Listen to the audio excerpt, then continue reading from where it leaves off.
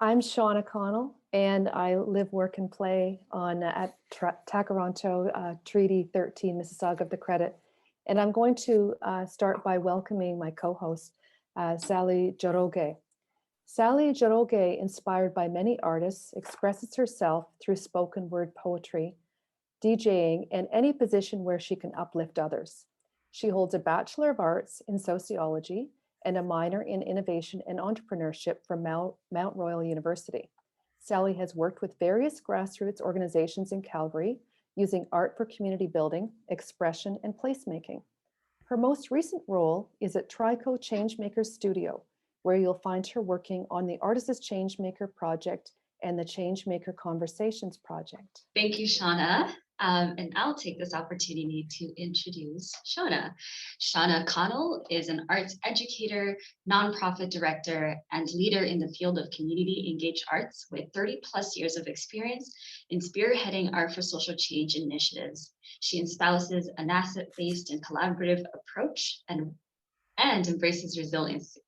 A community engaged arts practitioner with experience working in numerous environments, she's dedicated to bringing opportunities for people to access the arts and art making for the benefit of health, wellness, coming together, belonging and inclusion, education, creative expression, and joy. Thank you, Sally. Hello, everyone. It's a privilege and pleasure to co-host the Stories of Now session with Sally Jaroge.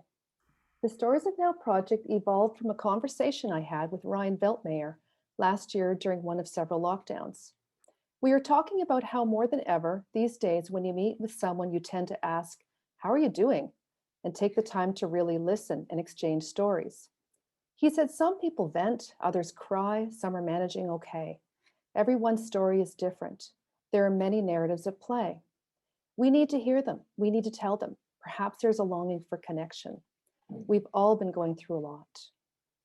So this project is about gathering and sharing stories emanating from the field, community engaged arts and arts for social change now, and about what issues and areas of focus matter. The stories are unique vignettes and together a kaleidoscope of the field of practice at this moment of time. We drafted some guiding questions and have had conversations with many artists about their community engaged arts and arts for social change initiatives over the past several months. We posed similar questions to the presenters of this session, who you'll hear from shortly. They include, tell us a story about your work right now. What are the first words or thoughts that come to you? How have you adapted? What have you learned? Is there a recent achievement, wonderful moment, or quote you'd like to share about your initiative or its impact? Through the course of hearing stories through this project, I started to hear some recurring themes and trends. So I'm going to share a few with you now.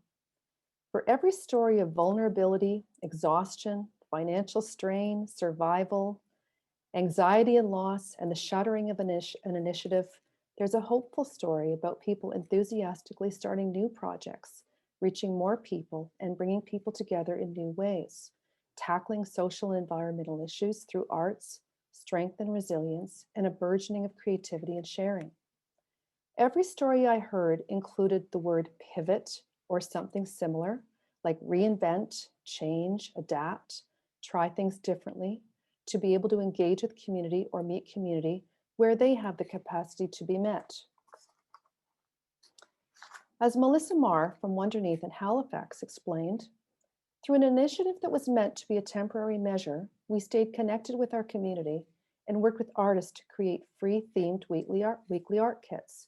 These kits became a lifeline, not only for our families in the area, but for us artists working safely together in a time of significant isolation.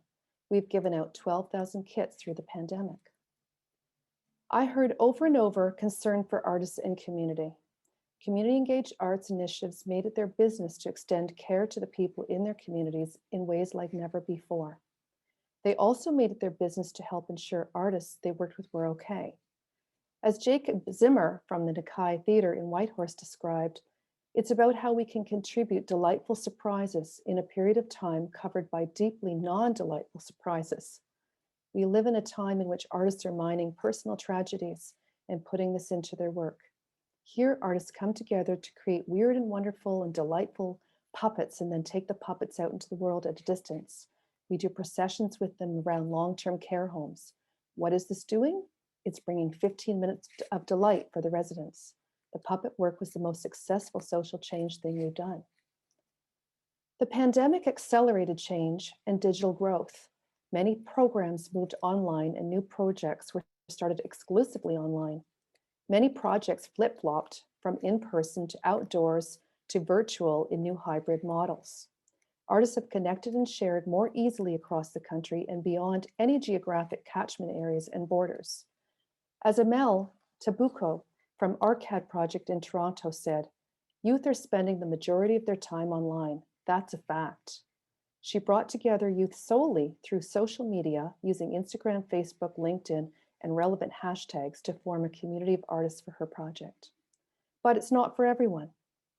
In terms of community engaged arts, many people and communities don't have access to digital arts programs or broadband service. Naomi Chorley of Acorn Arts downtown Toronto told me, "In terms of program delivery, the digital world, our people don't navigate well. Many don't have stable internet. Many don't have the savvy to navigate digital space. Phones get stolen, people lose data. Some are elderly or blind, have fine motor skill problems or brain injuries. It's not accessible for a lot of people. Some clients for decades now have not been around computers. Totally unrealistic to expect people to interface with digital, and computers with internet can be cost prohibitive." I've heard stories about new collaborations, intersectoral collaborations, and new community partnerships that have started up and are taking root. Community engaged artists and organizations have come together from across the country with shared interests and issues to exchange ideas and to learn, mentor, and support one another. Addressing climate change and the environment is reiterated in many stories.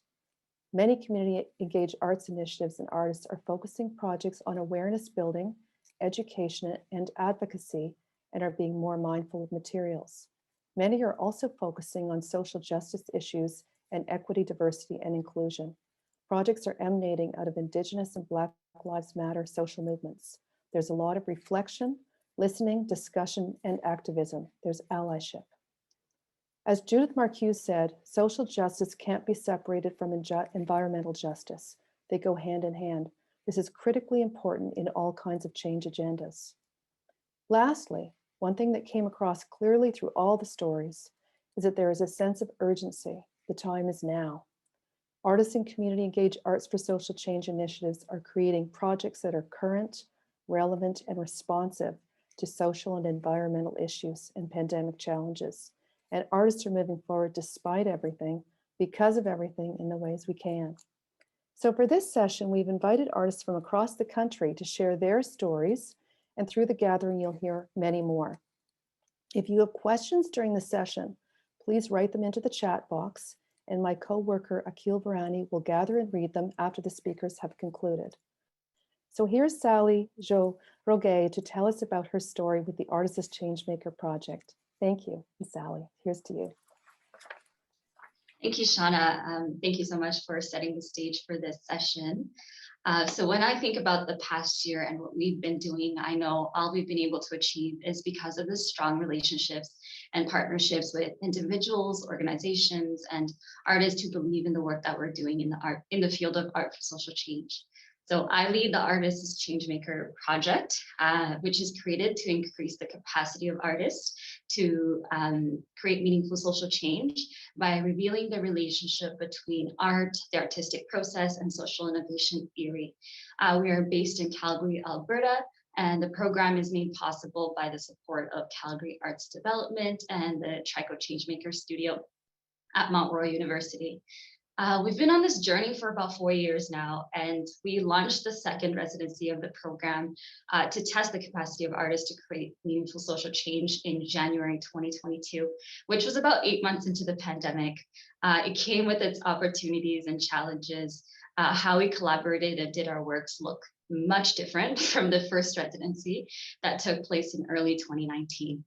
Although we miss being physically present with one another, we certainly learned how to adapt and thrive in the virtual world. So what's standing out to me in our story is the willingness and the dedication of the artists and the organizations that we partnered with There were 6 artists involved in this project, and 5 organizations, both for profit and not for profit. The residency was 6 months long, and everyone involved really leaned into the opportunity and uncertainty to meet our goals and discover what artists could bring to the organization and to community. Some of the issues that we focused on was connecting across differences, seniors facing racism in community, a form of domestic violence called coercive control, the perception of ageism, and transformative learning through the 2-dimensional space that we are in today.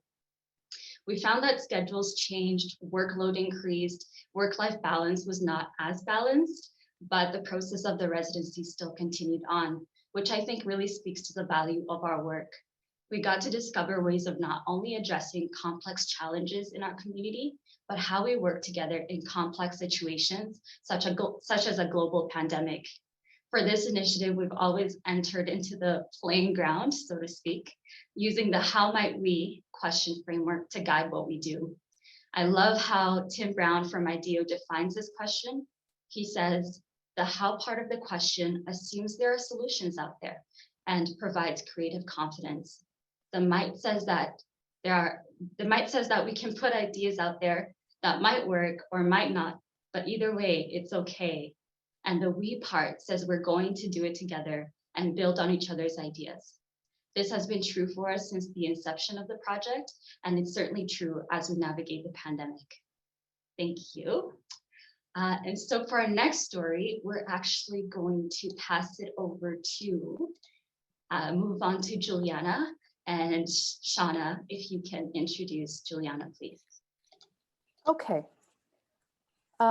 Juliana Bedoya, born in the Colombian Andes and now living with her family on Vancouver Island in BC, Juliana is a community-engaged environmental artist who supports individuals and community groups to establish their own cultural significance through skill sharing, including all stages of ethically harvesting and processing raw plant materials for art making, eco-activism, and local ecological restoration. She has also worked in the nonprofit and public sectors as a curator and arts administrator, developing interactive exhibitions, public art installations, and arts programming that support community participation. Juliana. Good morning, everyone. And I am very pleased to be here to share our story for the past year. Action over worry, action over environmental anxiety. Does that sound familiar to you? Have you ever repeated that to yourself before? This has been the mantra of our project since day one. We have co-created a space where we feel comfortable sharing our concerns and our eco-anxiety with a focus on taking action before letting our worries take over. But we also have come to the conclusion that in order to mobilize change and climate action, we need to first heal ourselves and our relationship with the natural world, coming from harm to harmony. And that actually is the name of our group that came from Mario, one of our group members.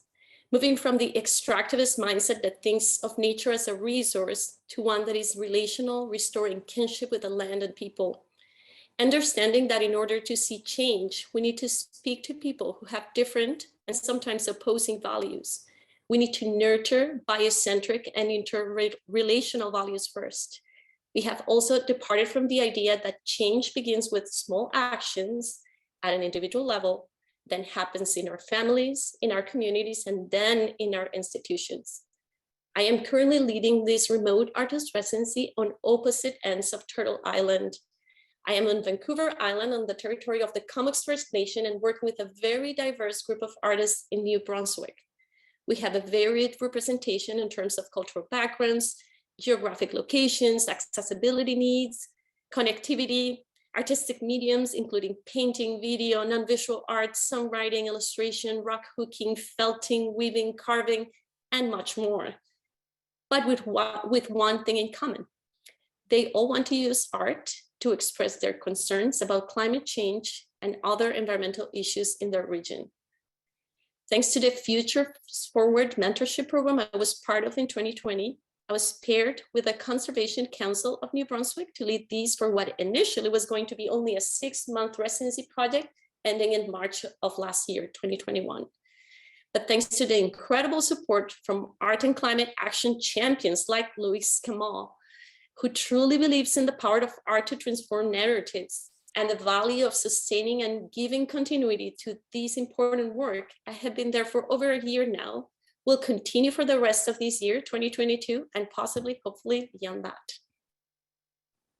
We have maintained our core group for over a year already, and new participants have joined this process that has included ongoing weekly Zoom meetings, creating individual and collaborative pieces for public art exhibitions, virtual art making sessions, skill sharing opportunities, and online art sale and fundraiser, musical production, creating a community of practice, and recently our own internal mentorship program that will support and compensate artists to lead their own community engaged projects in different regions of the province.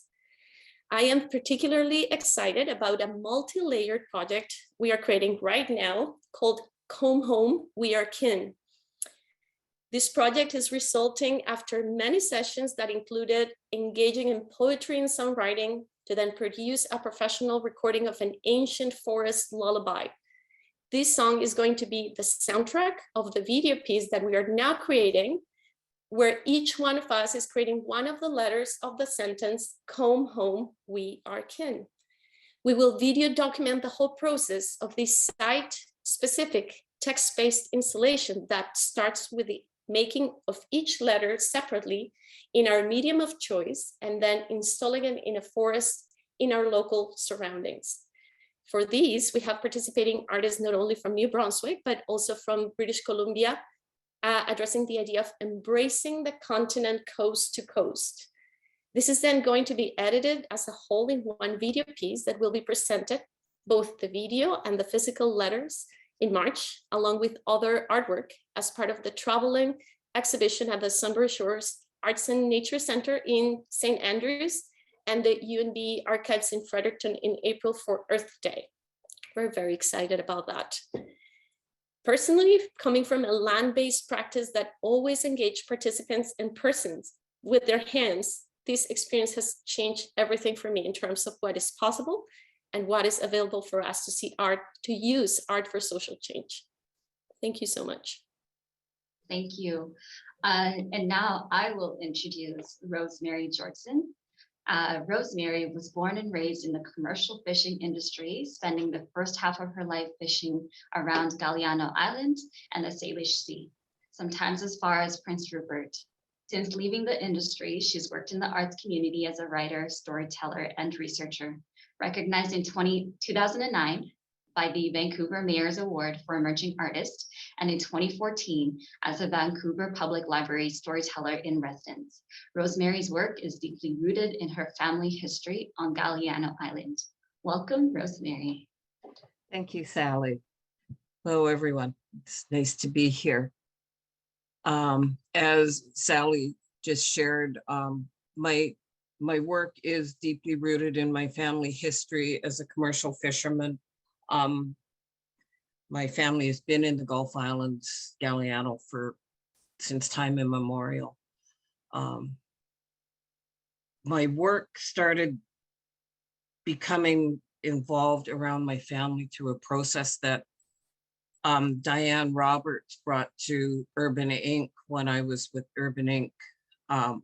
From years ago. In 2007, Diane became the artistic director of Urban Inc. And with her, she brought a program that she was developing called the Arrivals Project, which is looking at an ancestor and creating art through that relationship with that ancestor. And it's been very, very much a part of my world, trying to find stories of my ancestors, because they disappeared. They didn't exist in history. The Indigenous women in my family, I have said in the past, have been some of the first missing women in history. And that's so true for so many of our grandmothers, great grandmothers. They just did not exist at all. So being part of the Arrivals project helped me to find a way in to learn about them. And that is the focus of my work. Still today, 10 years, 12 years later, 14 years later. Gee, I forget that we're in 2022 here already. So it's been over 14 years. I've been looking at my family through the eyes of the Arrivals project. And as time goes on, I keep learning more and more.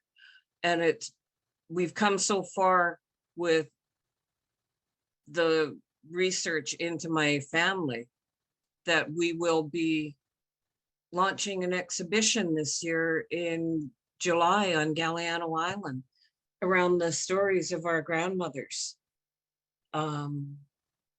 Arrivals has helped to connect my family again that had been separated and broken for over 150 years, even though we lived right beside each other.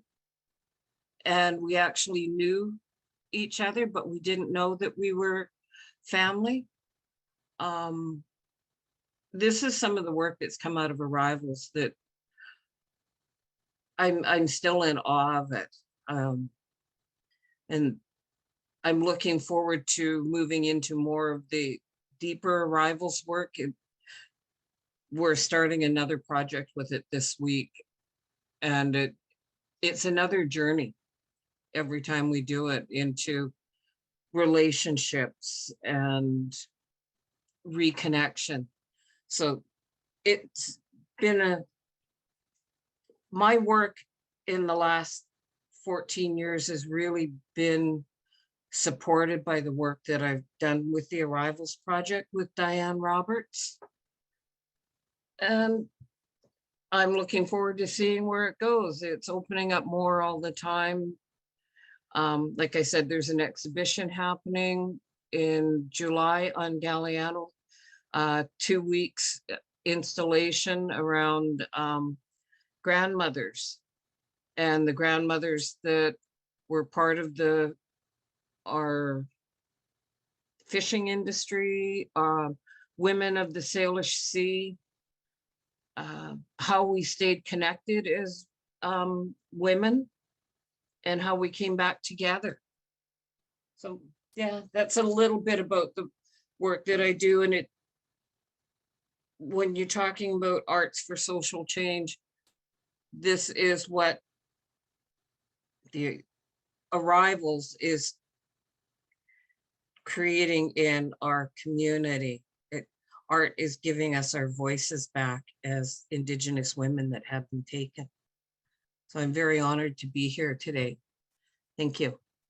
Thank you so much, Rosemary. That was beautifully said. I have the pleasure of introducing Glenn Moraes now. I've worked with Glenn before. He is an accomplished singer-songwriter with a Juno nomination and a SOCA #1 award. He works with nonprofit Dare Arts as remote programs lead and is a music educator and a philanthropist who uses his music to heal and help teach character education through his company Music in Mind, thousands of people, young and old, inspiring them to get involved locally and globally with his universal motto, give to live. I worked with Glenn up in Attawapiskat a few years ago, and he does amazing work with youth and music and videos in Northern communities. So welcome to welcoming Glenn. Hi everybody. Thank you, Shauna, for the lovely intro. I have fond memories of that trip up there. It was an amazing time, and it's been a highlight of my life, being blessed to be able to work in the North with Indigenous youth. My work right now is, I'll be honest, it's suffering. I would love to tell you a renaissance and a reinvention story, but it's still in transition, and it's hard because I miss my relationships. I miss my friends. I miss the youth that I work with, the people that I know in the communities. And because of the distance, like online is just really not feasible. So we've created some art kits similarly to what Shauna was mentioning, and they were specific to the area where we were sending them. They included shoes for walking on the ice and survival kits and things, and it was welcome. But I have to be honest, like I feel a hole right here because that work is in the room with the kids, and this vibrant energy. Like when you create art, it's a circle, and it's intrinsic, and it grows and expands based on what people inject into that. And as you know, like you can't convey that same kind of thing through a Zoom or any other type of digital format. We've created videos, and it's still the same kind of thing. It's like this is here, and the people I want to reach are over here. So I'll be honest, I'm suffering from it, and it's been difficult. Like the words that came to mind for me though are healing, a circle of energy, and that blessings come when you least expect it. So adapting to the online format was like right away. I came back from a holiday, and it's like we're in a pandemic. It's funny, you get accustomed to the vernacular, but saying we are in a pandemic is still surreal. And we had to very quickly reinvent all of our programming. And I worked for two organizations, Dare Arts and ArtScan Circle, that were working in community with Indigenous youth.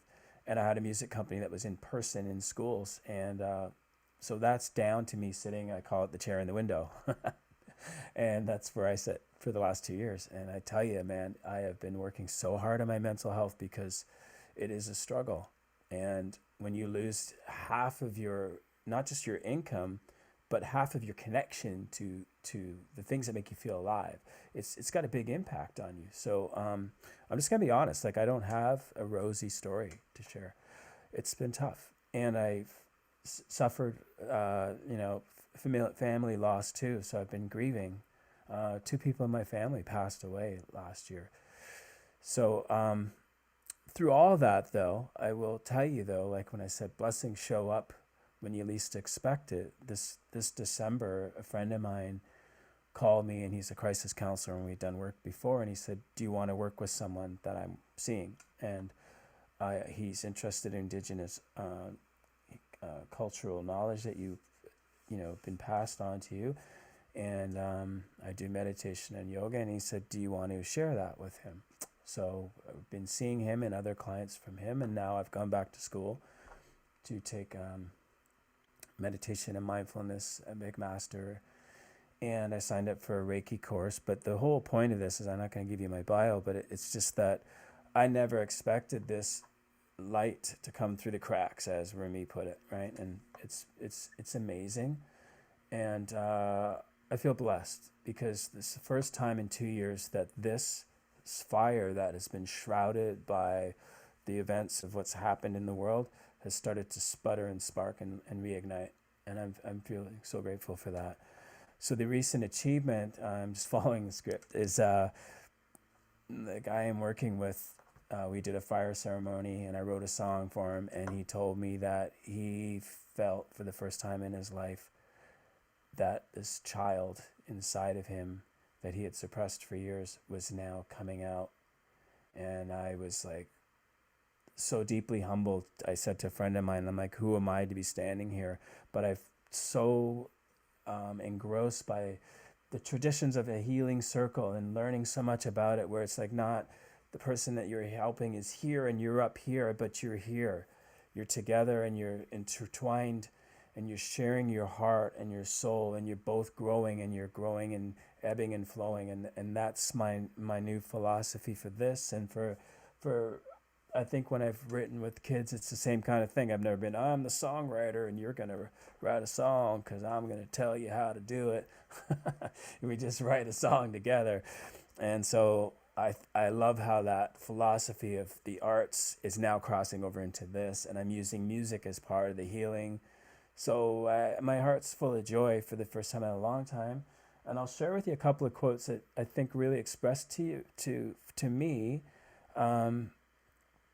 the growth that's happened for me. And I've been writing a lot of poetry, and I wrote a book of poetry during this. And Anyway, there's a quote that I posted, and it said, if God made me, why would he make me broken?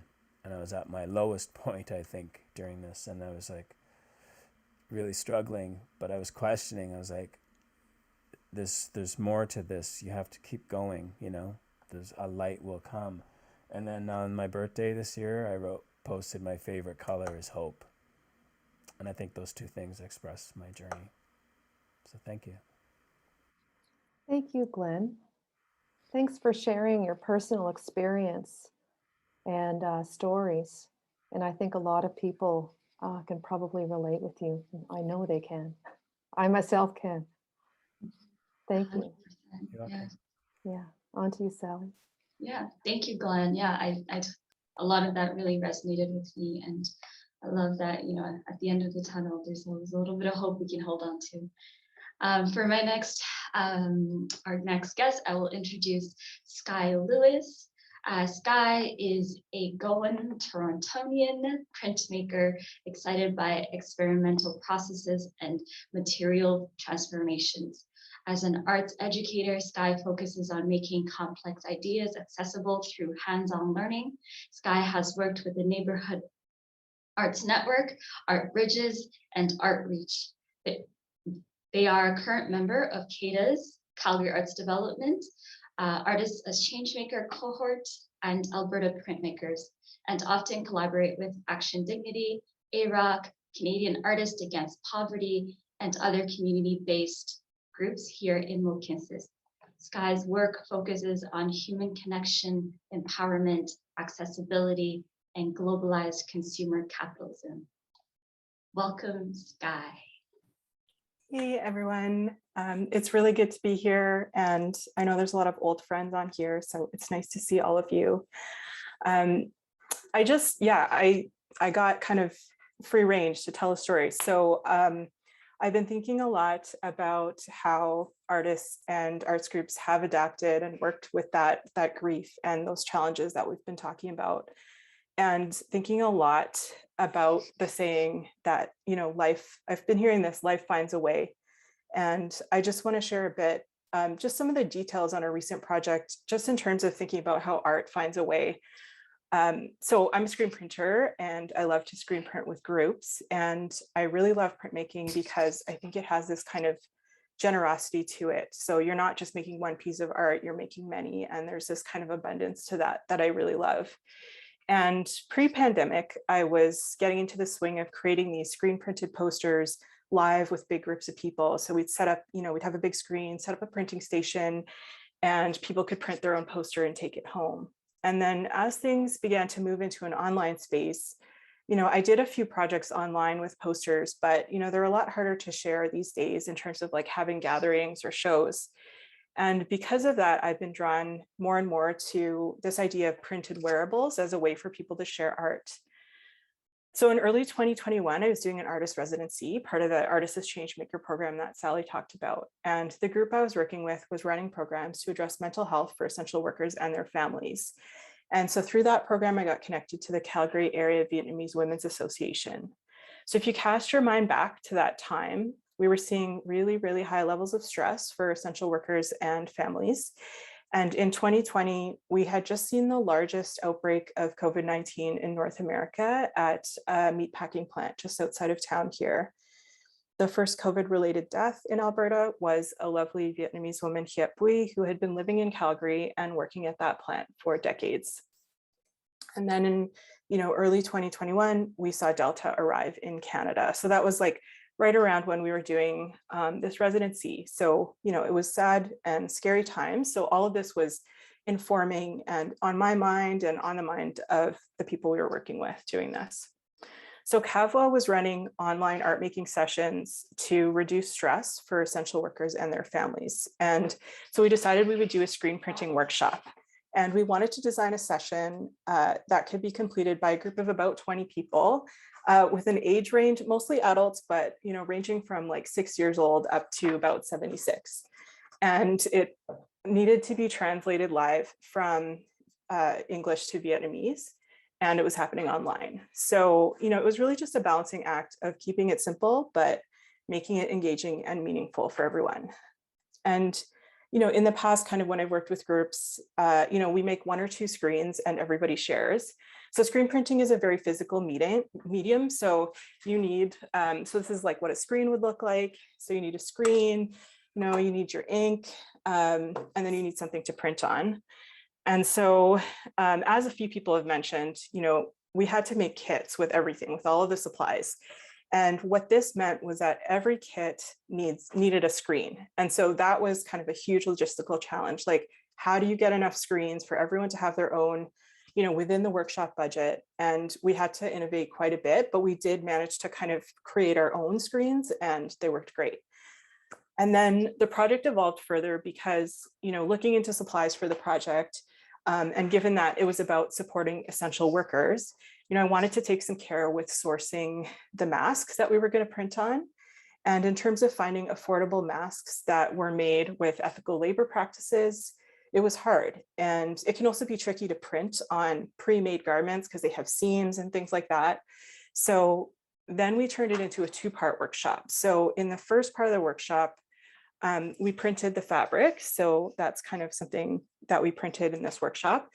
And then in the second part of the workshop, we had a member of the group actually lead a mask sewing workshop. So we made masks together in the workshop. And then that kind of naturally evolved to, we created these kind of DIY mask making kits that the group could sell as a fundraiser.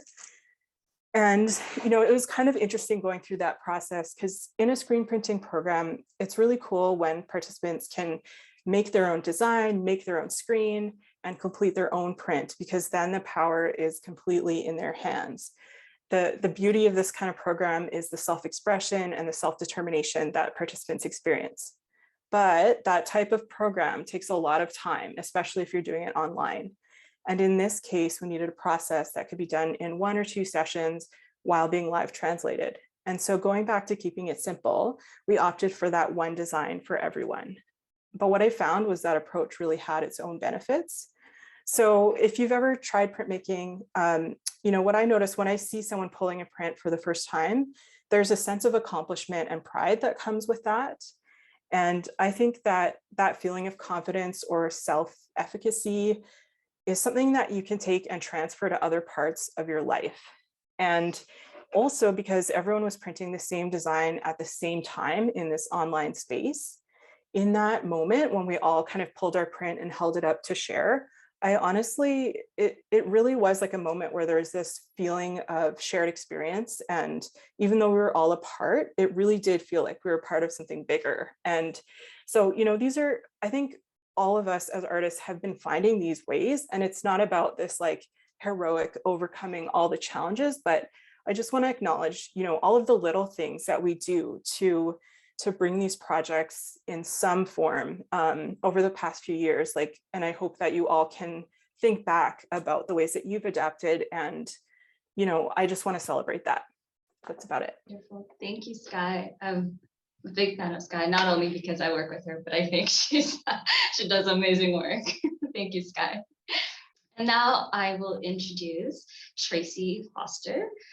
Tracy is a somatic artist and the founder and artistic director of Listen to This Community Arts Organization, Inc., Saskatchewan's first and only disability-led disability arts organization.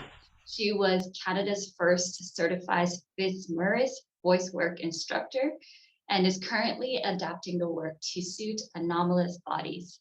She explores and develops her work through voice with a focus on where awareness, intuition, and action intersect. Tracy is the recipient of the 2015 YWCA's Woman of Distinction Jackie Schumacher Arts Award. Thank you and welcome, Tracy. Thank you, Sally. Hello, everyone. And what's happening right now currently with us? There's quite a lot, actually. As all of us have been, we've been doing our best to find ways through some of the interruptions that have been present for us as a community and as an organization. And some days we're doing very well with that, and other days it's a little more of a challenge. Currently, so in the last year, we have managed to pivot and create an operational organization through G Suite, and that's been very helpful for us in terms of organizing us a little bit, and also supporting us figuring out ways to, pivot the 10 strands of programming to digital, and reimagining many things. So it's taken all of us to be working together to be able to do that. So there's a team of us who work interdependently, and if that wasn't the case, we simply couldn't have survived over the last 2 years. So we're really grateful for understanding that in our own lived experiences as disabled folks, that the idea of independence definitely does not trump the idea of interdependence, because without one another we wouldn't have survived many things prior. So I think one of the things that stands out for me is not that bright of a thing, that bright of a light, but not that long ago we started to just message everybody every morning and remind everyone to work like there is a tomorrow, because what we've been finding with our community is, of course, a lot of mental health challenges. And because there are many of us who live with compromised immune systems, a lot of fear. And so we've been looking at ways and working with ways of interrupting that. I don't know what else to say, except that it's been a blessing and a curse this last year. We have found ourselves in a way more politicized than normal, and that's unfortunate in some ways, because sometimes it takes up more time and energy and our art suffers. But on the other hand,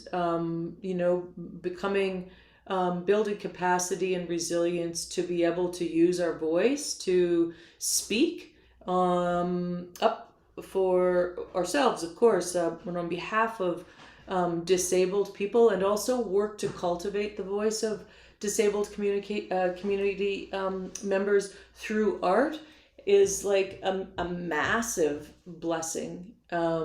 So that's really what we're on about right now. We're continuing to work. We had 2 projects that were interrupted in big ways, and one was the day before we were leaving on a provincial tour in 2020. Everything stopped, so that was canceled along with everybody else in the world. But recently we recorded that play for radio broadcast professionally, and we also created a short film and 2 music videos. So that was an incredible experience. And now we're actually recording our second radio play. And it's really exciting because it's from work that we made 7 years ago, and we call it the work that's just never going away. So that's really what we're up to. We're doing our best to support each other, to continue to nurture ourselves through art and through community. We're swamped, I think, like everybody is, or the way I understand it in Saskatchewan anyways, with administration, because we get hopeful and we book things, to start in person, and then something happens and we don't. But the arts continued, and in that the connections have continued, and in that the hope for continued relationships and continued development and social change can keep moving forward. Yeah, so I didn't prepare anything exactly. I thought about a lot of things, but I feel inclined to just share with you a little bit of what one of our members recently wrote and is being recorded um, for this radio production. And it says this: society defines people with disabilities as not normal. And she says, I often wonder what the definition of normal is. I can confidently say that with the right adaptations, those of us who fall into the category of not normal can do pretty much anything and everything we desire and set our minds to.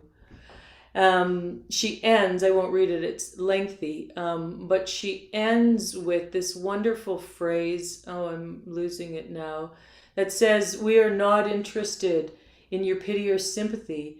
We are comfortable in our own skin. And I think that's the thing that's really resonating for me right now is for all of us, the political right to live within these bodies as they are, and to come together in hope of a better future for all, especially the young ones moving forward. So thank you so much for listening, and a big thank you for the invitation to speak with all you wonderful folk. Thank you, Tracy. Thank you so much, Tracy. It's so fabulous to hear people speaking from the heart. I think we can all relate at some level to speaking from the heart. Next, I'd like to introduce two people who are both working at Thinking Rock Community Arts up in Algoma, Thessalon, North Ontario, Miranda Bouchard and Cassandra Spade. They're co-presenting. Miranda Bouchard brings 14 plus years of experience and study in the nonprofit arts, culture, and heritage sector to her role at Thinking Rock Community Arts. Her roots and residence in the rural Algoma district of Northern Ontario inform her multifaceted work as a community artist, arts manager, and independent curator.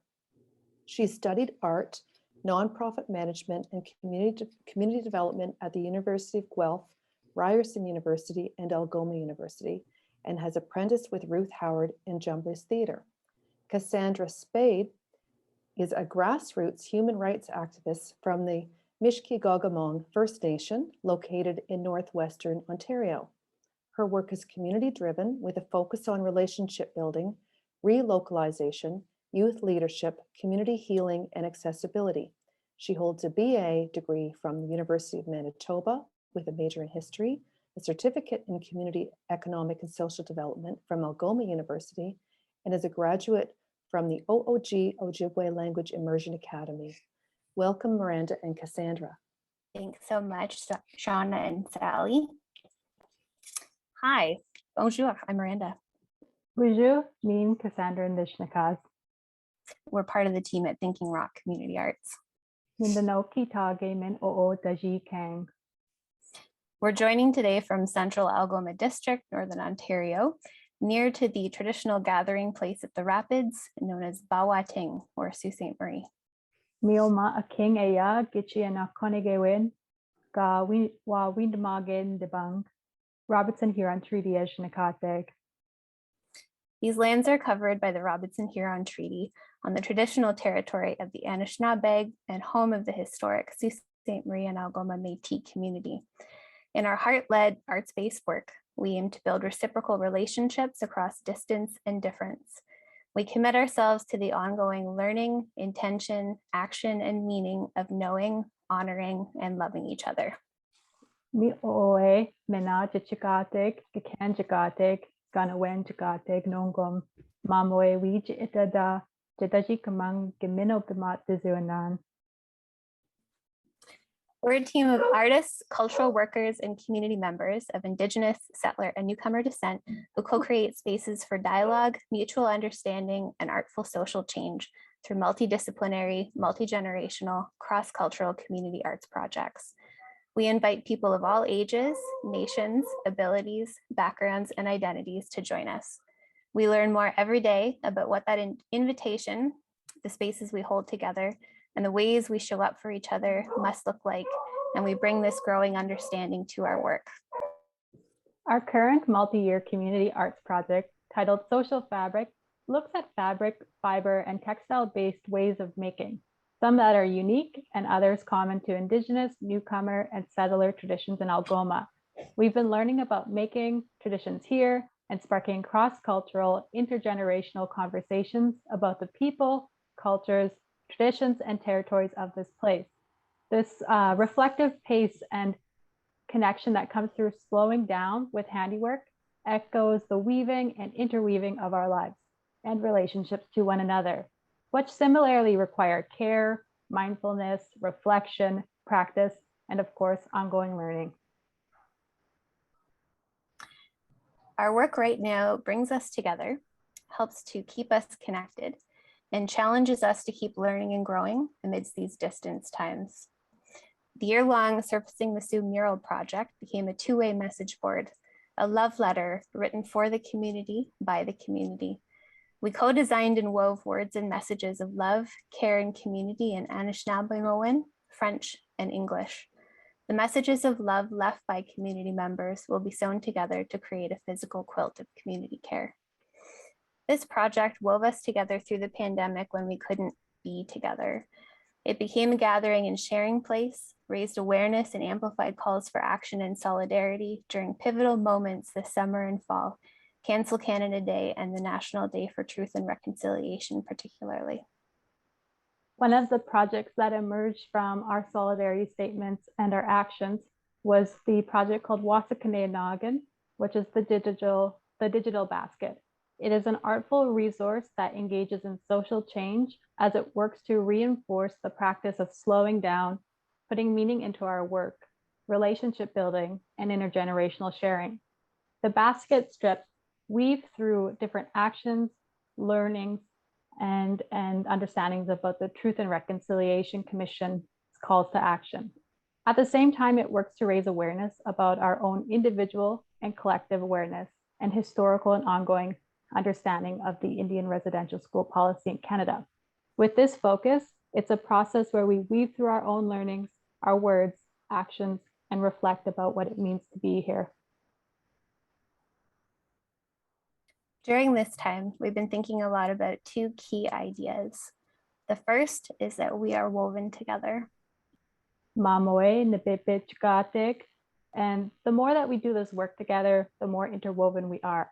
With this idea of interweaving or interwoven, there are so many opportunities of coming together to share about ourselves, our skills, our art making, and our time, which creates possibility for working together in promoting and engaging in meaningful, actionable social change, and to weave our community's learnings and day-to-day practices together. The other idea is mending. No chimo ikwasan. These days, we're learning more about repair, looking to techniques of mending, patching, and darning for inspiration. We're mending our clothes to keep them present and useful. We're looking more closely at our relationship to the environment, our knowledge of our locations on Gidaki Minang, and mending our ways to leave a lighter, more thankful footprint. We're learning more every day about what it means to live in so-called Canada, and using this daily practice of reflecting, connecting, and making to mend the tears between us and weave new ways to heal as individuals and as community. And we've been adapting mostly by transposing. Or on the way seeking. The pandemic has catalyzed a rethinking of our work. What is our work? And an awareness of the challenges and opportunities presented by this unique time.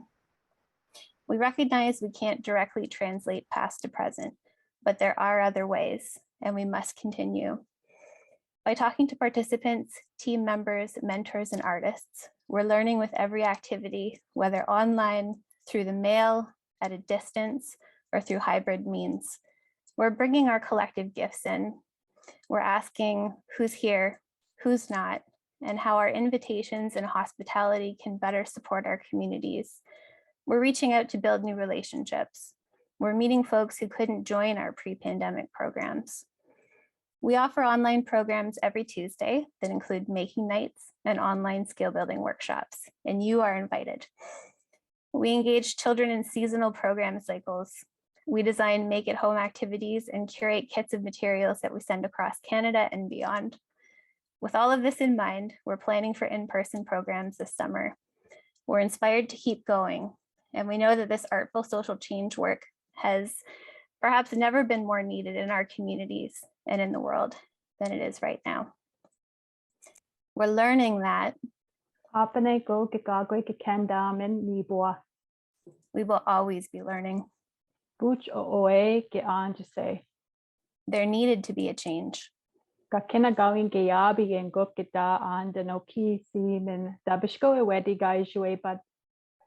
Collectively, we couldn't keep working at the unsustainable pace of before. We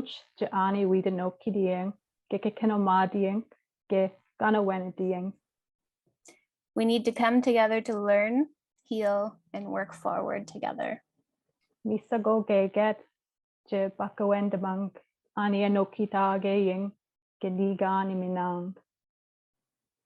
future must be slower, more present, and heart-led. And with this, one of the moments that I think of the most of my time at Thinking Rock was at the mural activation site, when we had woven in these words of love and these messages of love. There would be these strips of fabric flowing in the wind. So when you went to go read it and look at what was written on it, it was like this giant fabric hug, and it engulfed the people as they were reading. For me, these moments exemplify the power of love and its ability to bring together community, to mend and to heal, to weave in the change we hope to see in the world, and how art making is a catalyst for all of those things. We've witnessed so many meaningful moments in the past 2 years amidst a global pandemic, mounting calls for action, justice, and solidarity, and significant organizational transitions. These moments have helped us grow and reignited our commitment to this work. Like blocks in a patchwork or stitches in a scarf, our work is connected to a greater whole that we're pleased and proud to be part of with all of you. Miigwech. Merci. Thank you. Thank you so much, Miranda and Cassandra. I am so moved. What a great presentation you did together. Everybody's stories are just so moving, and people are speaking from the heart and talking about how they've been getting through these difficult times. So Sally, I think you are on to introducing Moshela Shorte. Yes, thank you, Miranda and Cassandra. I thoroughly enjoyed your presentation. So I'm introducing Moshela Short. And Moshela says, I am a mother, artist, entrepreneur, advocate, innovator, and community service provider. Although I began my career with a focus on early education and quality learning spaces, I have recently turned my attention to highlighting the need to make room for youthful wisdom in all spheres of society, and to lobby for young creatives to be given tools necessary for reaching their maximum potential as valued contributors in their communities. Ultimately, my mission is to provide as many children and youth as possible with exceptional learning experiences that will help them build a strong, positive foundation for learning for life. Welcome, Moshela. What an honor and a privilege to be here with everyone and hearing all of these incredible stories. The one word that keeps bubbling up in my head is hope. And when I spoke to Shauna, I spoke quite openly about that. I'm being reminded of a story when I was, I'd given my daughter a gift of some candy hearts, and she tasted them and said, wow, that's a surprise. And I said, what's the surprise? And she said, it was sour. I wasn't expecting that.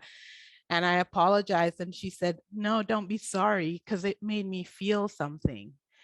And I think we can all agree that we've been feeling a lot of things lately.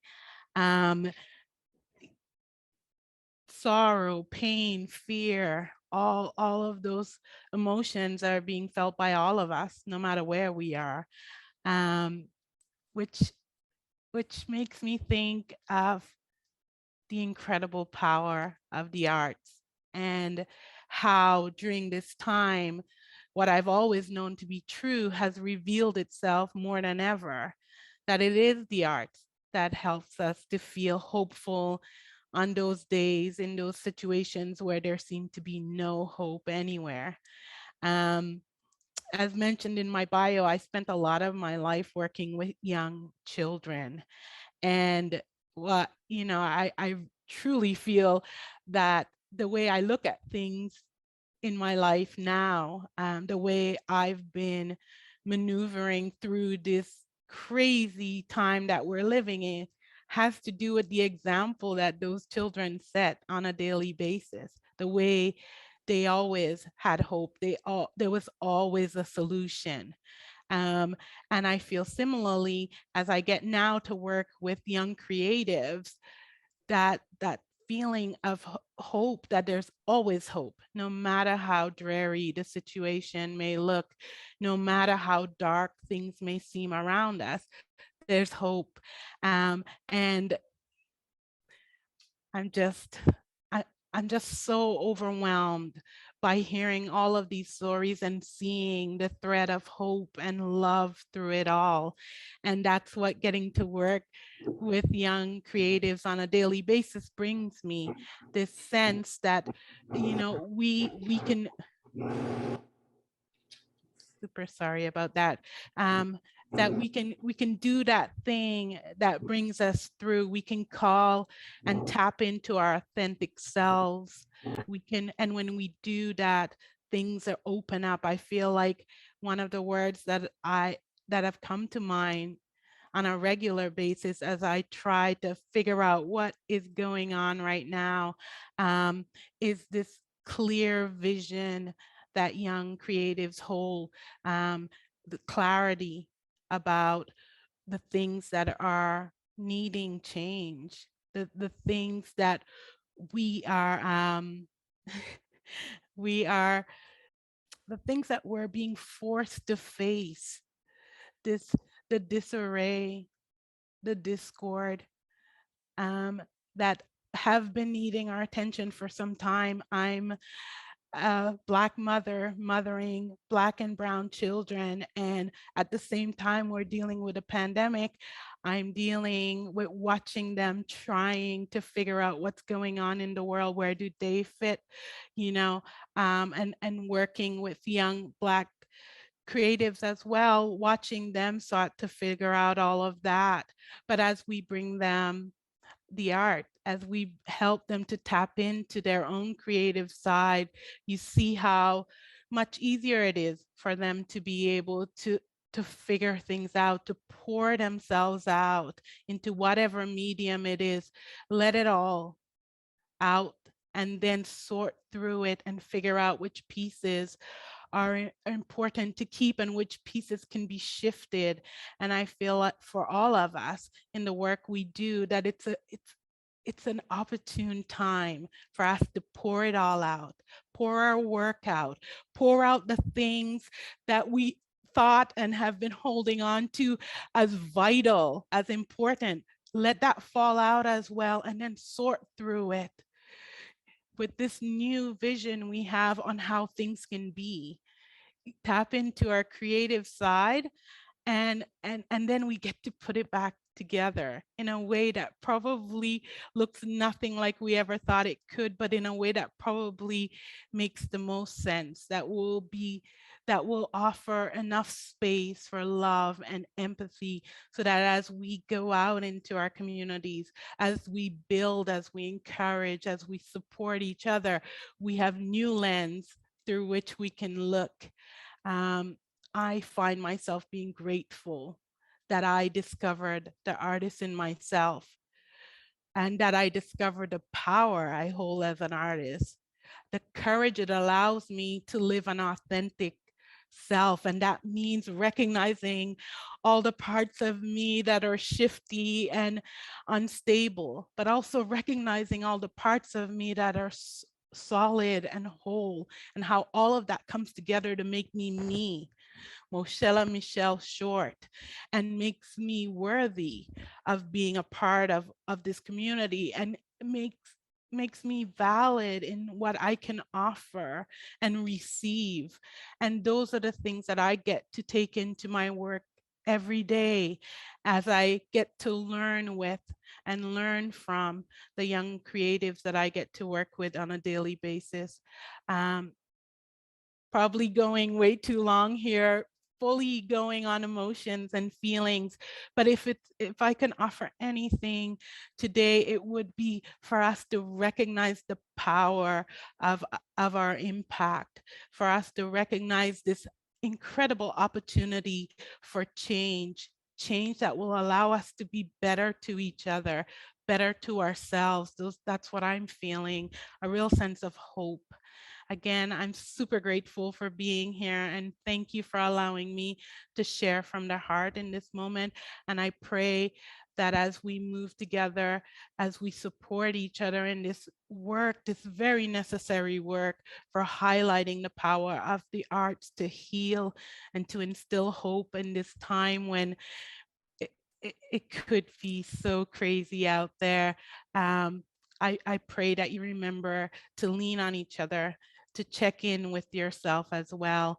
And I'm hopeful that we're moving into better times. I'm truly hopeful of that. I see it very clearly as I allow myself to look past all of this into the next phase. Thank you. Absolutely beautiful. Thank you, Michelle. Thank you. Again, there will be some time after the speakers for Q&A, and reminder to please write your questions into the chat. And if you have a question for a particular presenter, just address the presenter, and Akil is monitoring the chat for questions. And we have 2 more speakers. Our next speaker is Paula Gomez. Paula is a trained human rights lawyer, community arts facilitator, writer, and dreamer, co-founder and director of Muse Arts and Happening Multicultural Festival. Paula's work with refugee and newcomer communities have been greatly recognized in Canada, where she arrived as a refugee. Paula is the recipient of the 2009 Vital People from Toronto Foundation, the 2016 Constance E. Hamilton Human Rights Award from the City of Toronto, and the 2018 Champions of Change Award, Excellence in the Arts from Skills for Change. She's also a professor at Centennial College in Toronto. Welcome, Paula. Thank you very much for the invitation to be part of this very important gathering. I am full of joy in this moment, and I feel very, very honored to be in the presence of you all. I want to start by sharing an image that I invite you to receive on the concept of contemplation. Something that I forgot when all this public health crisis started. As a community engaged artist, as a leader, as the director of a community arts organization, as soon as all of our activities in person were canceled, I jumped into realizing my responsibility. And to be quite honest with you all, I forgot of my own needs, of the fact that I myself was also going through the same experience as the rest of the world. I was too part of this pandemic with the same level of uncertainty, with the same level of confusion, fear, etc., etc. Little that I knew while I was preparing this, that all this that you're seeing here happened during the past 2 years. We rediscover spaces and places. And I am extremely grateful for that opportunity to rediscover spaces and places and to recognize other people around us that became supporters. At the same time, this time had allowed us to reinforce this idea that I couldn't put in words, but the fact that community arts and the arts were only healing, revolutionary, but also were the glue that will keep communities together. As many of my fellow speakers have said in the past presentations, in relation to the feeling of hope, in relation to the importance of the work that we do, I connect and relate very much to something that Glenn had mentioned, and it's this idea that we had, or I had, in what community arts were, in the intrinsic relation of in-person programming for it to actually be those community arts that I am familiar with. We went in at Muse Arts a little bit further and adapted really, really quickly. We passed all our programming online, in having the possibility even to reach many other audiences. Most of our programming in person will be directed to refugee families living in temporary reception shelters in the city. And by having to go into online programming, we end up working with many, many more communities. And I wanted to share with you our program. We had a program called in Night of Lights, and this program happened during the summer, where we actually did a lot of outdoor programming. Little did I knew again that we were going to be experiencing and exploring the park, exploring the outdoors, and enjoying those spaces as much as possible. We were able to bring programming that connected with seniors, both in the online space and in outdoor spaces, especially again using parks as the place of gathering, recognizing the parks as that place that has no ownership, but that belongs to everybody. We also created many packages, creativity kits that will go to communities. And something that was particularly special, in our programming for seniors, is that it became an excuse for us to check in with the seniors, make sure that they were safe, especially because we were recognizing the level of isolations. To give you an example, our weaving community project, which was crocheting, and the crocheting of those mandalas that you see there and then you see exhibited, undertook the work with 50 seniors in our communities, where we will go and deliver wood and materials so they can have the work done. Now, what we didn't take into account was the fact that they were going to finish the work really, really soon, and so we will have to come back. But we did it really happy. We did it, it was really great that we were able to do that. We end up creating over 150 mandalas, which have been exhibited in many places in the city, as well as our homes, our communities project, which was the creation of concepts of home by using food boxes and recycled materials. And community members created this type of works. What we also resonated so much in this project was our possibility of doing some intergenerational work, where we were placing the same questions both to seniors and kids, and they will present their ideas. That work is going to be exhibited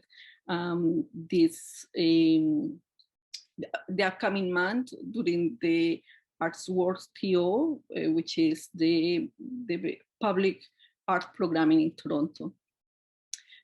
And in 2020, we created this mural at a park, the park that we usually work with. We created a mural, then we were part of the opening. The opening was late 2020.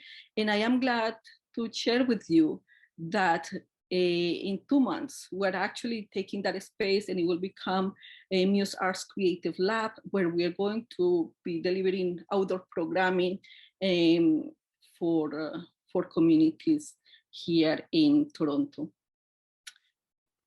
I'm sharing this with hope, a sense of accomplishment, but also a great sense of gratitude. Gratitude for the many people that had believed in the projects that we do, for the many community artists that have shared their talents and gifts with our programs and with our program participants, and with the many partners, arts and non-arts organizations that have trusted our vision. And I think that is especially important because as an organization that is created and run by newcomer and refugee artists, all what we ask for is for an opportunity. We are really tired to be considered only recipient of services or be considered the ones that are going to be specifically only participants in your programs. We want to be creators of those programs because we have the skills and abilities to do so. So when we are given the opportunity, we also can have a space to show our talents, our gifts, and to fully integrate into these communities, not because we don't have our own identities or ideas, but because we also want to belong and we want to make these spaces that also represent us, represent you and represent me. We are coming from stories of pain, suffering, but also joy and hope.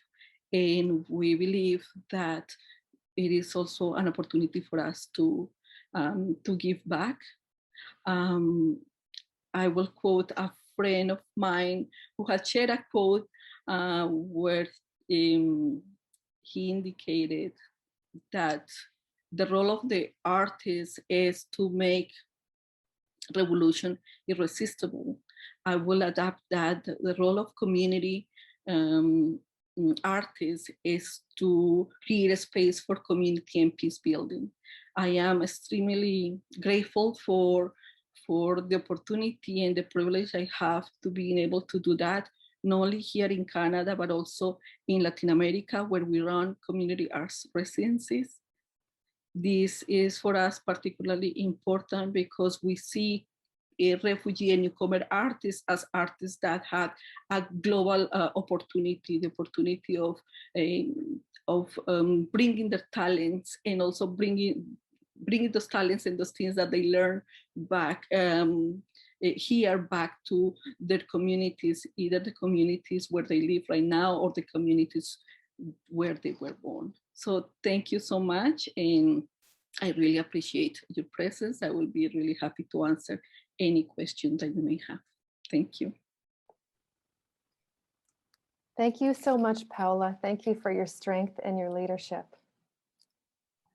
Thank you, Paula. I love what you said about the role of the artist and communities also being part of creating what they want. That really resonated with me. Up next, I will introduce Will Wegner. Will is a settler Canadian theater director, playwright, producer, teacher, and storyteller. He has written 5 different guidebooks on techniques on how people in community can co-create original theater about the issues that matter to them.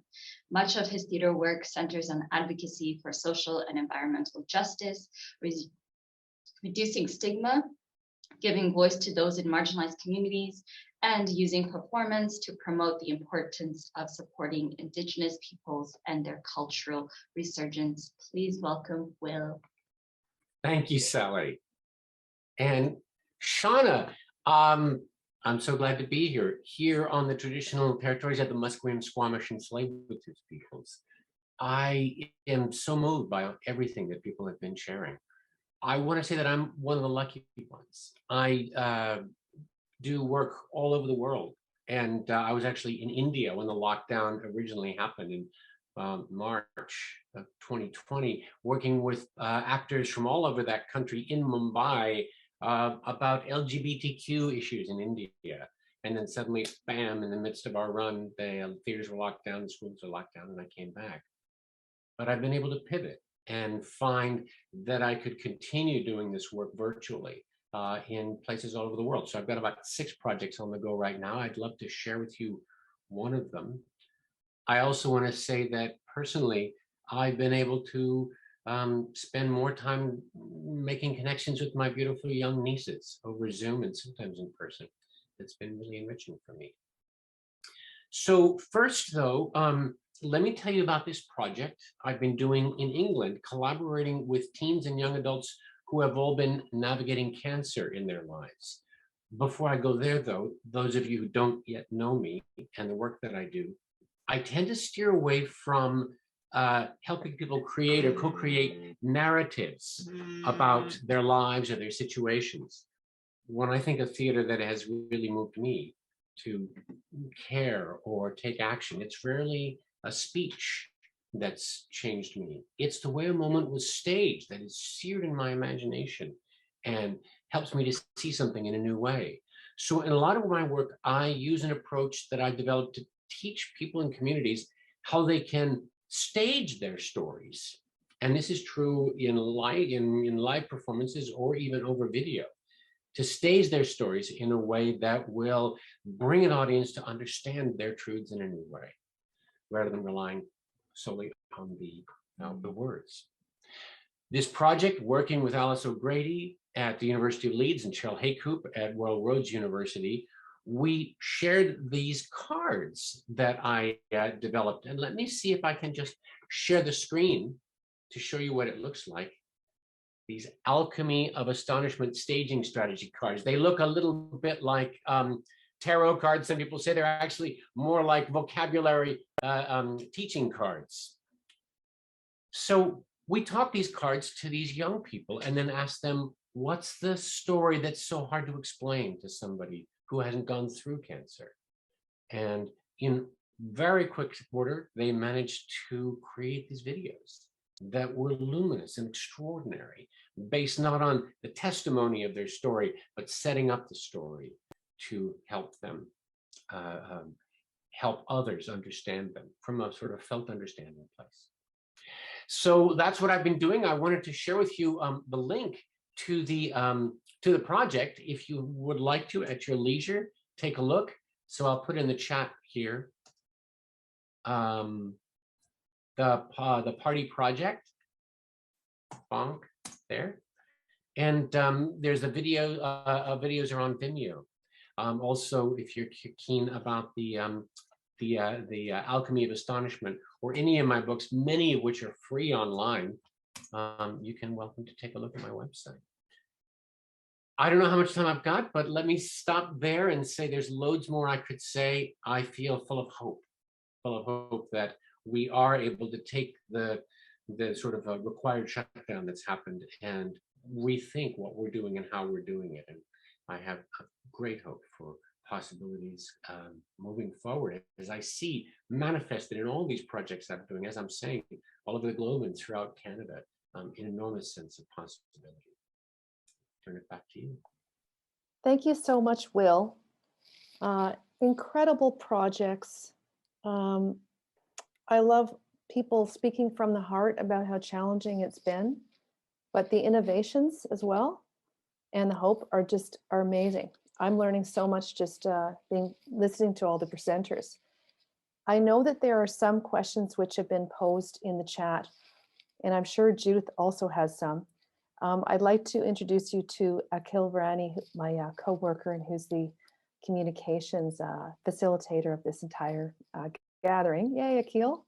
Hello. So Akil is going to read out some of the questions, and if they're directed to a speaker, maybe the speaker then could answer. Otherwise, we might think of who could answer the question. So go for it, Akil. That's right. Thank you so much, Shauna. As I enter this virtual stage, I have to say thank you as well to each of the presenters before me. Thank you to you for being here. I've been really touched, and I know with, these days we're trying to connect online. I feel very connected. I think that you've done a great job for the presenters being vulnerable in a way that makes me forget that I'm looking at a screen, that we can't be there in person. So I really appreciate that. As the presenters filter in here on stage, I've very much enjoyed interacting on the chat. Thank you, folks, for posting things. Jackie, for example, commented, already blown away by the caliber and enthusiasm of each artist. We are so blessed to have such imaginative and talented people here. I absolutely agree. And there have been many more comments to say thank you and to encourage you. So with that, I'll get to the first question here. This is a specific question from Tim. And it says, to Thinking Rock, Miranda and Cassandra, I was so impressed with your metaphors of basket making and mending. You mentioned that you will always be learning. Where do you see what you are doing now changing next? What metaphors will you use for that? So that's a question to Miranda and Cassandra, please. Thanks for that great question, Tim. We continue to learn about the work that we do, the way that we do it, how we might make that work more accessible and inviting, and always thinking about how we can reflect the needs and desires of the communities that we work with within what we do. So from here, we expect that we'll be working on hosting programming in hybrid forms, getting together in person when we can, but continuing the online programming to increase access for folks who want to join. And also probably working remotely as a staff until we can also come back together and work together, because we've been missing that too. Hopefully this spring, fingers crossed. We're aiming to bring folks back together to celebrate the Social Fabric Project to date with programs and an exhibition this summer. And we'll be posting information about that via our socials. We expect the rich metaphors that we mentioned of weaving and mending will stay with us throughout the life of this bigger, broader social fabric project. But we continue to work to remain open and flexible to other metaphors and ideas that might emerge from the community as we work together. Anything to add, Cass? I think the only thing is that as a community engaged arts organization, so much of what we do is led by community, and we're simply just giving a space or a nice quilt to wrap them in. And it's an ongoing process of learning because the community is so diverse. There are so many perspectives. And so we're constantly learning about the work that we do, but the community that we're situated in too. Thank you so much for that to the both of you. The next question I have is from Jocelyn, who writes, my question, what is vital? This is a broader question. What is vital? She writes, as an RN, a registered nurse, it made me think of vital signs and your addition of hope as vital. I believe she's referring to Glenn Marais. So thank you for this inspiration to add hope as a vital sign. I wonder if we can start with Glenn in trying to answer that. For you, what is vital? I know a broad question, but let's hear what you have to say. Thank you so much. It is a big question. I think the most vital aspect for me that I guess kind of happened to me, but really reflected kind of what I was searching for in the moments that it got really difficult, is being vulnerable. And I was first exposed to the power of that with Brené Brown's work. It was a TED Talk someone shared with me, and then that sort of embracing of that ideology over the last 3 years, I think allowed me to be able to step into that position of being able to heal and work with someone in the healing arts. And I think that potentially has opened me to being hopeful, because though things that have happened over the last couple of years have been very challenging personally and career-wise, I think by being open and sharing that with people, that I've been really, it's been really valuable to me to see how many people have come around me and wanted to support you, or even just offer you some time to talk, and I think that that's a big lesson, because there's so many successful people here, and sometimes we want to portray that success no matter what's going on in our life, because we feel like, well, who's going to want to work with someone who's reeling and suffering right now and isn't successful? But I think if that's what resonates with me, is that if you're open and really share your heart, that it builds that hope for you, and then others kind of come to that light as well. Thank you, Glenn. I'll move to another question, but I appreciate that response. Another question, this is from Judith, a question for panelists. If we imagine social change happening in micro, the scale of the individual and personal, meso, the scale of community, and macro, which is the scale of system change, can you speak about what kind of change you see in your work? And so positioning some of your work in this micro, meso, and macro frame, a big question. I will put someone on the spot to start us off, if you will permit me. Sky, why don't we just, as a random person to start with, Sky, where do you see your work in those frames?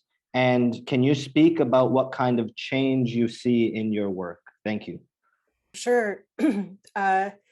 That's a really interesting question. I definitely, I'm very interested in people, and I definitely see the work happening, like the change happening on a personal level. And I think that translates outwards. And I also would say that's not a micro level. I would say that's a macro level, because each person is like a whole universe, right? So yeah, that's what I would say. How about we jump to someone else? I see Will, would you have anything to add? And folks, if you want to put your hand up too, I'm happy to pick you. Will. I love that question, and also the one before.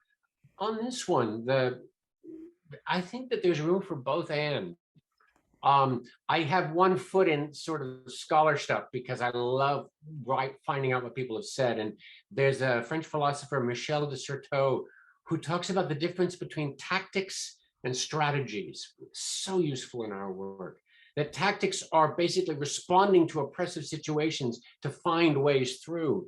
Strategies are setting up long systemic change plans, and that we can code switch depending on the situation, between tactics in the now, dealing with what we're facing, maybe not having as much power, working on the small, and strategies for the big.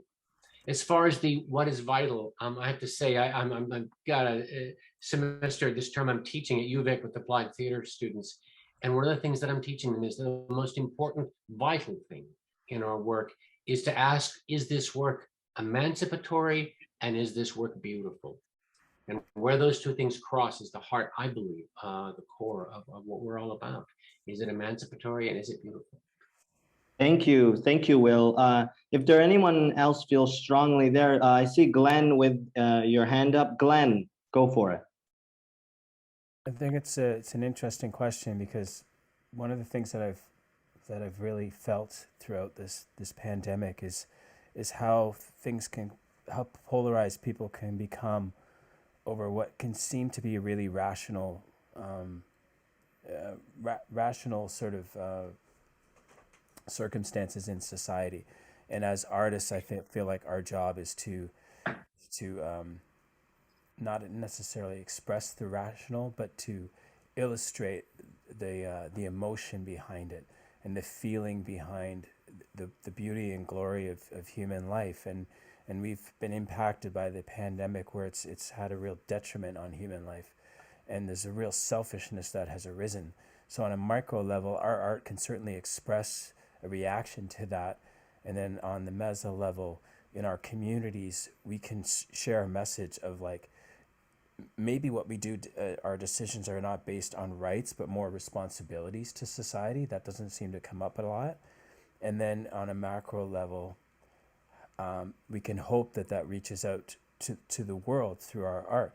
But the challenge I find with this is like a lot of where we're communicating and expressing is in social media, which in some cases has become polluted by the refuse of people's opinions and diatribe about the vaccines and their rights. So it's a difficult road to navigate. I don't want to get into the politics of that, but I do think that our art can be a catalyst for change, and it starts with ourselves. It's like, do we shy away from making bold artistic statements? I don't think we should at this point in time.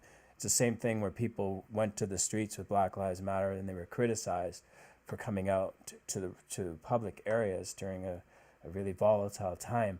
But the issue at the time was so important that they were willing to sacrifice their own safety to make bold political statements. And I think like right now is the time to be bold. Thank you so much, Glenn. Paula has been waiting patiently with her hand up that I did not see. My apologies, Paula. Please share with us. Thank you for acknowledging my patience. An attribute that I'm still working on it. So thank you so much for saying that. I think change,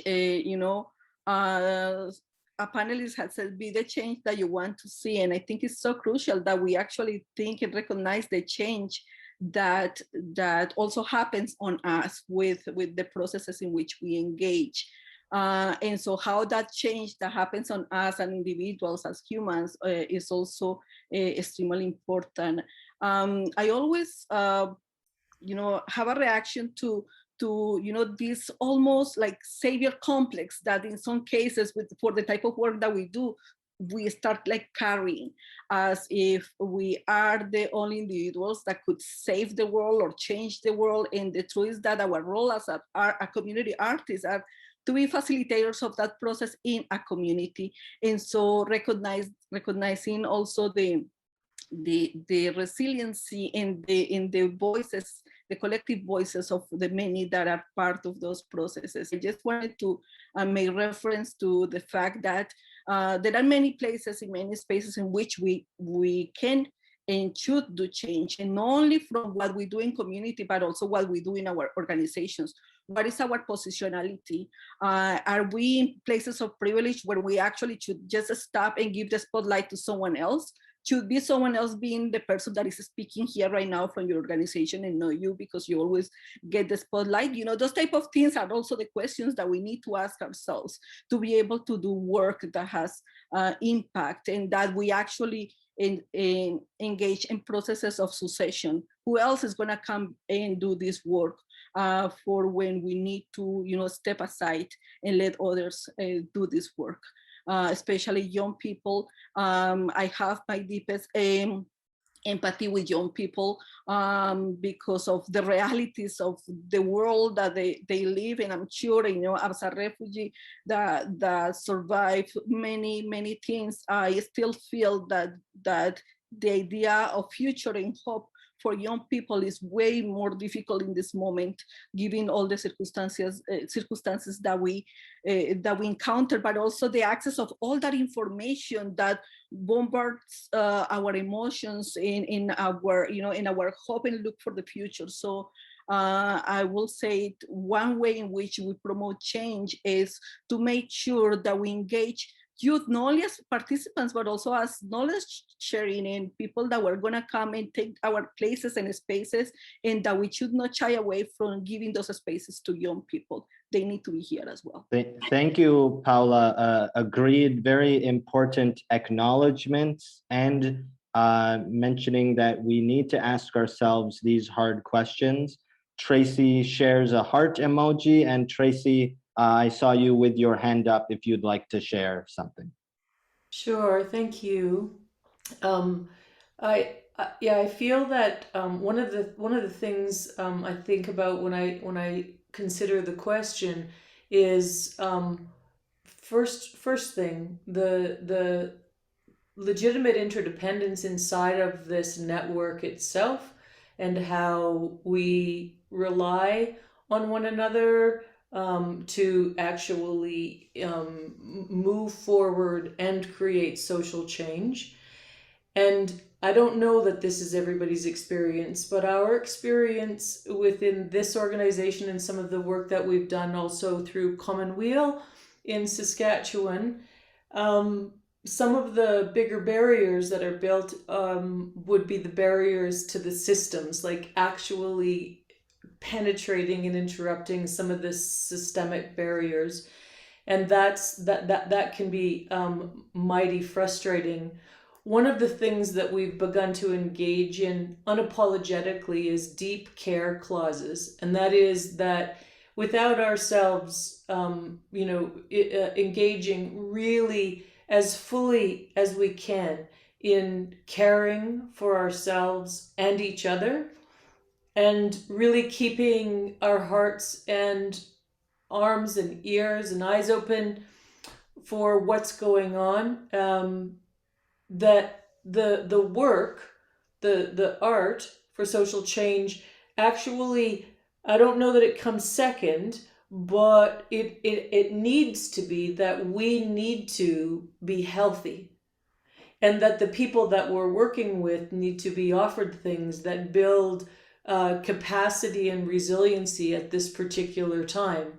So considerations in that for us, in the organization and all the artists that we work with, and as well as all the artists and the art. So in other words, the idea of the show must go on, done. The idea that the art is more important than the artist, done. That those kinds of things are interrupted in a way that says, no, we are actually reflecting. We are reflecting on what colonization, what ableism, and what some of these things have created for us to work against, and instead starting to put forward the ideas and the actions that say, no, this is how we need to work in order to be in service of the better good for all, not just the system. Yeah, thank you, Tracy. Very important. I'll add to that list the myths around productivity that are fed to us within our capitalist system. I will pass things to Juliana, after which I will pose a new question and invite some of the other folks we haven't heard from to answer. But Juliana first, please. Thank you. Thank you so much, Akil. I wanted to go back to the question about what is vital, and wanted to, I was reflecting around two terms that in our process have been very important. One is the work that we've done around values, and how contrasting values also is what create conflict, and how can we kind of unpack what is our own personal value system and where we come from, even within a group where we all come agreeing under this umbrella of environmental action, and we seem to have aligned values. Even within this umbrella, we have sometimes opposing values, and how can we come up with a conversation where we understand where is the other person coming from and motivated from. And the other thing that to me is vital is the relationship building and the relational approach, not only among humans, but again, bringing that back, that piece of environmental action is with the natural world. So those two pillars have been kind of the two things that have been holding our project together. And then going back to this idea of change, and the model that we've been using is called the ecosystem mapping, where change happens again from a personal level, then our families, communities, and then institutions. Going back to that, I would say that during the first year of our project, it was kind of like the pandemic was, everything was new to us. The crisis that we were experiencing individually and collectively was very, in a way, new. We were learning how to cope and how to deal with the uncertainty, and learning how to be resilient and flexible, and the fluidity of everything. But then, so that first year gave us the opportunity to really measure and evaluate impact in terms of at a personal level, like how are we coming from a place of hopelessness, of eco-anxiety, of all these unknown circumstances, and coming to a place of hopefulness. Again, action over worry, all the things that I try to kind of give language to when I spoke. But now that we had this continuity and the opportunity to evaluate the work, now we are trying to measure the actual impact that we want to see at a community level, at an institutional level. And I think we're actually designing the tools for us to be able to track that change of behavior. Is our work actually mobilizing change, the change we want to see? And that is actual hard work in terms of qualitative, evaluative work, and also quantitative. So did I say qualitative? Yeah, qualitative and quantitative. So now is when we're actually, if anyone here has like creative tools for evaluating this type of work, I would appreciate support, because that's what we're doing. You're trying to engage expertise also, because I think I consider myself as a community engaged artist, like good at capturing the stories and the heart kind of felt stories. But then when it comes to the quantitative piece, which is actually what gives continuity to this work, right? When you're seeking funding and all those things, is what really we need to now measure and present to the world, and so we can be advocates of this work we're doing, and see how it can really create change. Thank you, Juliana. The last question I'll bring up, and we'll try and be speedy here. I'll give a minute, and I'll ask Moashella if you want to answer this question, and then we'll see if Rosemary is still with us as well. Rosemary, you're there. If you want to answer within about a minute. The question here is, how do you build trust between you as artists and communities? It's a big question. How do we both create a collective artistic and social change purpose or an agenda while building trust between artists and communities? So I'll push things to Moashella first, and then we'll see if Rosemary wants to chime in. Thank you. Wow, that's a question we've been talking a lot about in our organization.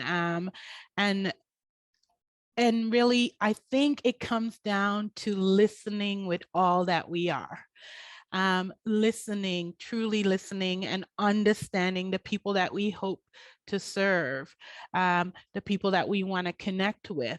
Before anything, if people understand that our desire to engage, to support, to build up any sort of relationship with them comes from an authentic place, I feel like then trust just comes naturally. But for me, it starts with being really good listeners. Agreed. Rosemary, anything to add? Yeah, I could add a lot to that one. We could be here for days. Most of my work in community has been going back into our own Indigenous communities, and inside of our communities, there's never been a lot of trust, especially with organizations coming in, wanting to work inside of our communities, telling their own stories instead of our stories. So that trust doesn't come easy with us. And it's something that takes, as a community engaged artist, I can't just go in and say, hi, I'm here, I'd love to do a project with you. That doesn't work. The listening, just being present inside of a community takes time. It's not about just being there, it's about being present. And sometimes I have to do that for months on end, a long time, and just become part of that community. And how do organizations support you when you have to take that route into a community engaged project where there's no trust? And it's all about the time and the commitment, and it doesn't end when the project ends. To stay present and to keep hearing and being part of that community afterwards. So like I said, when we speak about trust inside of these issues, I could be here for a long time speaking to you all. It's something that takes a lot of time, a lot of being present, a lot of listening, a lot of hearing. And this is what I've learned through the arrivals, is that we learn to listen differently. And we take listening and being present to another level with the work that we do. Thank you.